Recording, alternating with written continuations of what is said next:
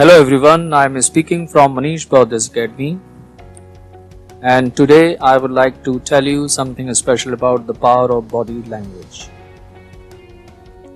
First of all, let me tell you what is a body language. Body language is a non-verbal communication in which physical behavior is used to express or communicate our messages. Body language is also called kinesics.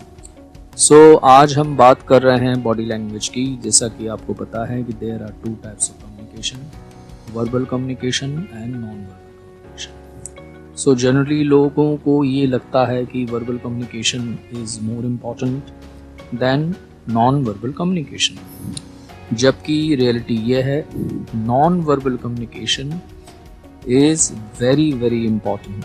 If you want to communicate effectively, non-verbal communication will have to be learned by you. बिना kinesics के सीखे आप non-verbal communication नहीं कर सकते।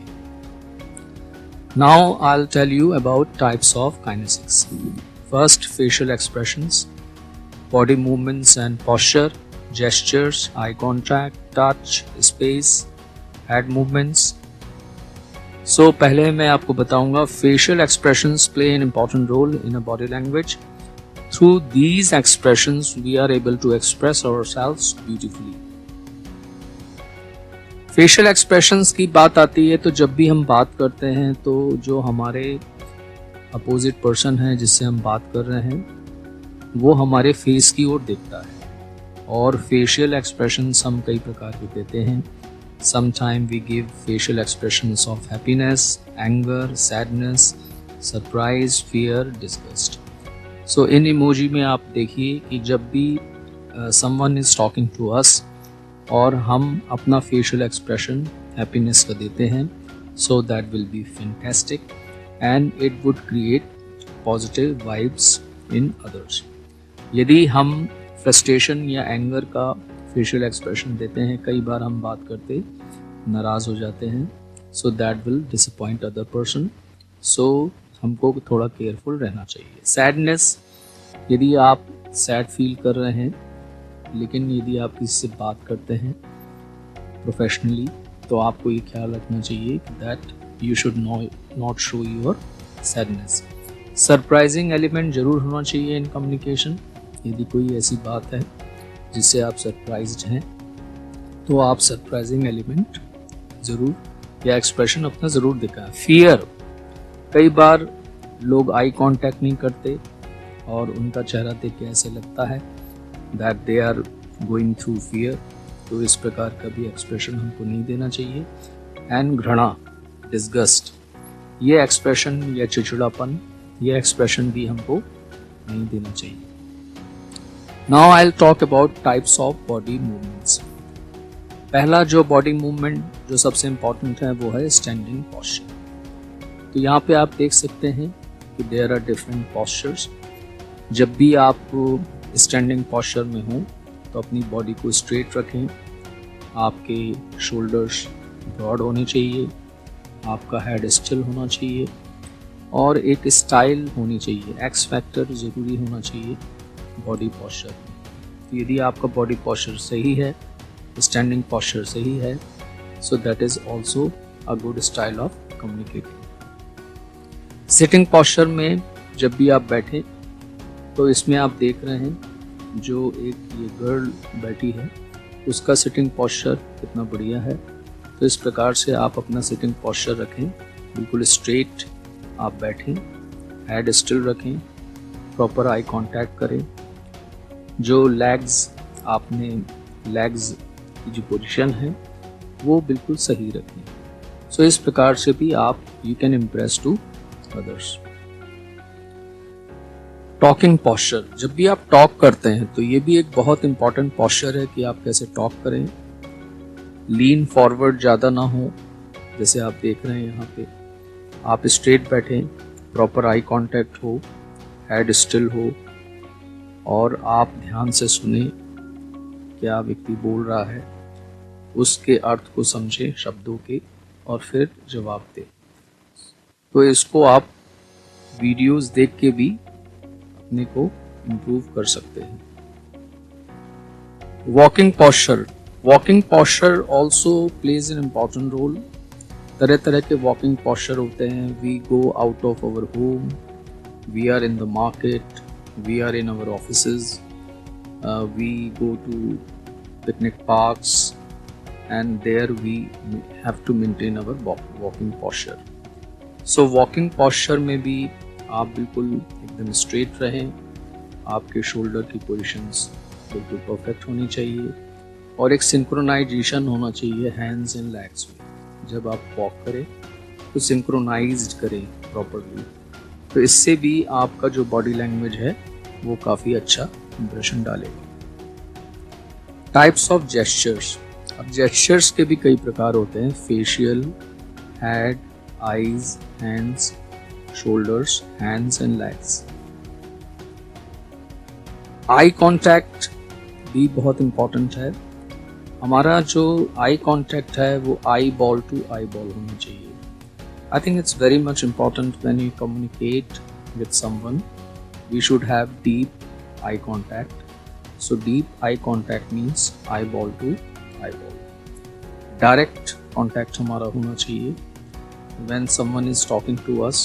So we should not see here and there. We should see into the eyes of that person and we should see the face of that person. Indirect contact, sometimes it happens that someone is talking to us and we are not paying attention and we are seeing here and there. Gazing जो घूरना होता है, that is also a bad contact. हमको gaze नहीं करना है, घूरना नहीं है कि हम एक ही चीज़ की ओर देखते रहें, तो that is also bad eye contact. कई बार बोलते बोलते हम दीवार की ओर देखने लगते हैं, so that is a bad I contact. Eye contact soothing होना चाहिए, प्लीजिंग होना चाहिए। हमारा आई कॉन्टैक्ट ऐसा होना चाहिए दूसरा व्यक्ति देखकर खुश हो जाए। अवॉइडिंग, कई बार होता है हम किसी से बात नहीं करना चाहते, सो हमारी आईज जो होती हैं उस व्यक्ति को नहीं देखना चाहती, so we have avoiding eye contact. Importance of eye contact. Our eyes are made to contact. आप लोग ये जान लीजिए, जो हमारी आंखें बनी हैं वो कॉन्टैक्ट के लिए बनी है। जब हम किसी से बात करते हैं तो आंखों के थ्रू हम उस व्यक्ति को देखते हैं और वो व्यक्ति भी ये जान पाता है कि whether our attention is towards that person or not. Our eyes reveal our thoughts and feelings. कई लोग ये सोचते हैं कि आँखें जो हैं वो अपनी भाषा नहीं बोलती, ये गलत है। आँखों से ही पता चलता है कि you are listening or you are not listening, you are concentrating or you are not concentrating. Eye contact shows attention. जैसे मैंने पहले बताया कि आई कॉन्टैक्ट से पता चलता है कि आपका अटेंशन किधर है। If I am talking to you and your attention is not towards me, so I would be able to know that. Eye contact creates an intimate bond. जब आपका आई कॉन्टैक्ट अच्छा होगा तो ये इंटीमेट बॉन्ड क्रिएट करेगा, एक closeness create करेगा, so that is very much important. Eye contact shows our confidence. यदि आपका eye contact eyeball to eyeball होगा तो इट विल शो कॉन्फिडेंस।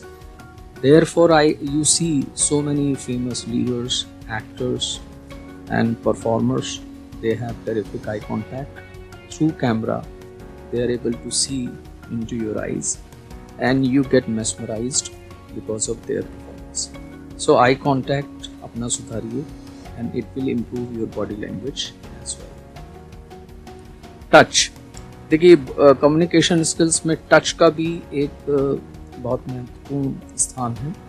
जैसे पहला हैंडशेक हम जब करते हैं, so whenever we have powerful handshakes या हम वाइब्रेंट हैं, हम एक्साइटेड हैं, सो हैंडशेक्स के द्वारा भी हम एक मैसेज कन्वे करते हैं, वार्मथ हम दिखाते हैं।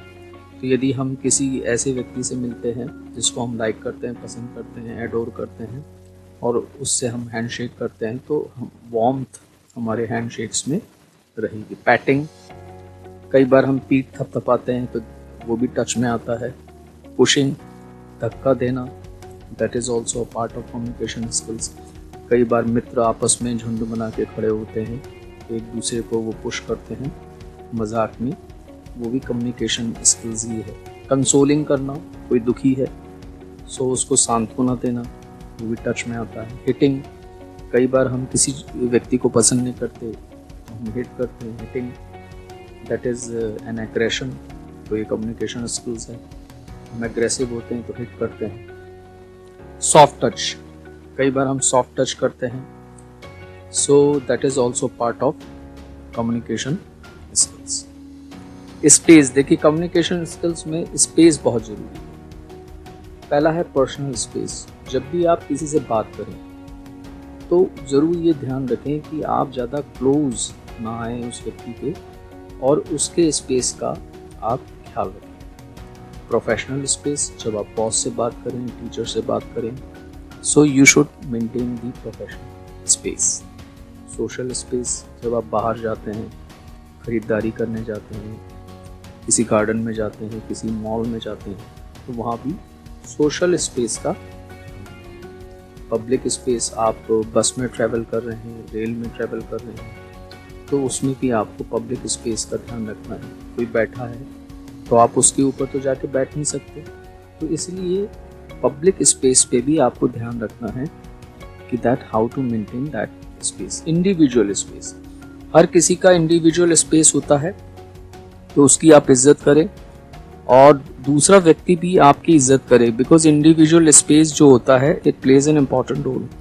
स्पेस फॉर पर्सनल ग्रोथ, यदि आप स्पेस मेंटेन करेंगे, बच्चों को भी ये सिखाएं that they should maintain space, and when they maintain space it enhances there communication skills. Head movements बहुत इंपॉर्टेंट है। इसमें मैंने 6 इमोजी दिए हैं। जो फर्स्ट इमोजी है उसमें आप देखिए कि हेड बिल्कुल स्टेबल है।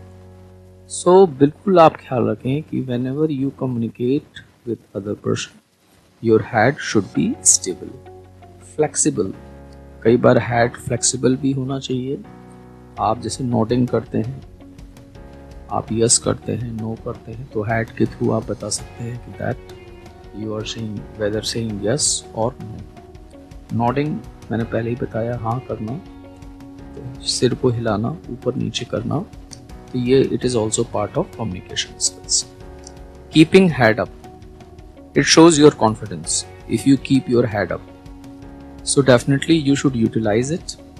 हेड एक ऐसा पोर्शन है जो कांस्टेंट मैसेज देता है। कीपिंग हेड डाउन, कई बार हम हेड डाउन कर लेते हैं अपनी गलती, जैसे हम जान जाते हैं कि कोई हमारी गलती जान चुका है, तो we keep our head down. So इस प्रकार से हम अपनी यदि गलती स्वीकार करते हैं तो हेड डाउन कर लेते हैं। कोई टीचर हमसे बात करता है तो हेड डाउन करते हैं। मंदिर में जाते हैं तो हेड डाउन करते हैं। तो मंदिर में जाके हेड डाउन करना, आई think it's a great communication skills. ये परफेक्ट बॉडी लैंग्वेज है। वहाँ पे हेड अप नहीं करना है, आपको हेड डाउन करना है। जहाँ हेड डाउन करने की ज़रूरत है you should keep your head down, and जहाँ हेड अप करने की ज़रूरत है you should keep your head up.